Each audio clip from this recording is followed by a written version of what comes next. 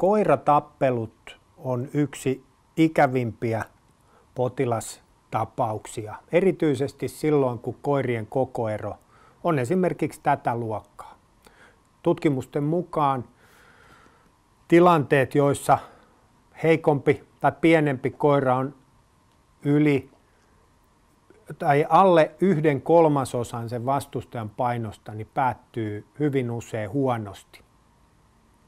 Koiratappelut on tilanteita, joissa ensimmäiseksi tulee aina muistaa se, että ei vahingoita itseään, eli omistaja ei saa mennä sinne väliin, varsinkin jos kyseessä on isojen koirien väliset tappelut.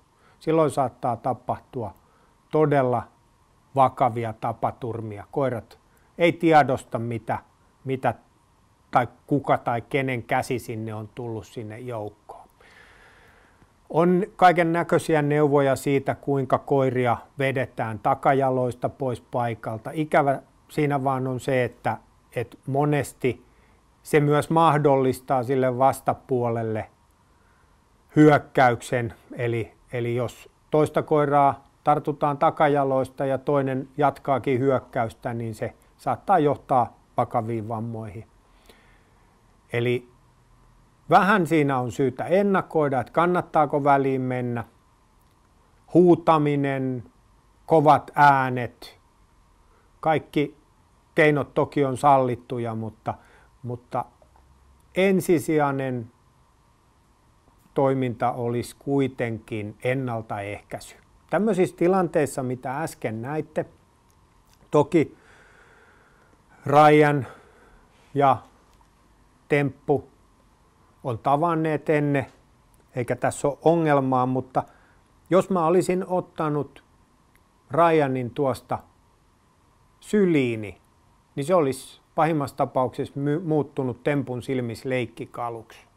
Eli se myös, miten omistajat itse käsittelee koiria tai suhtautuu siihen, voi laukasta tosi vakavia ongelmia. Eli koiran tai myös jossain tapauksissa lapsen syliin nostaminen voi johtaa siihen, että ympärillä olevat koirat kokee sen leikiksi ja silloin tavoitellaan sitä syliin nostettua yksilöä.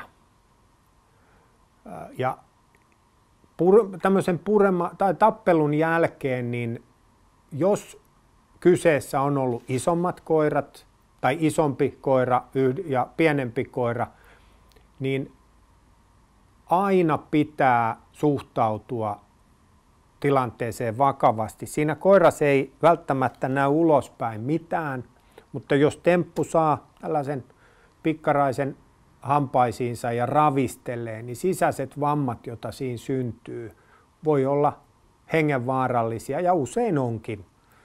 Eli vaikka koira näyttäisi sen pienen räjähdyksen jälkeen, että kaikki on kunnossa, se on sokissa, se saattaa paeta paikalta ja siellä onkin mittavia vaurioita. Eli koiratappelut, ensisijainen asia, ennaltaehkäisy kaikin keinoin, kiinnittää huomiota omaan käytökseensä.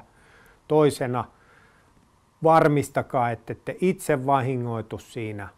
Ja kolmas tärkeä asia, että vaikka ne tilanteet näyttäisi, että kaikki on ok, niin koko ero, jos on huomattava, niin aina eläinlääkärille tarkastukseen.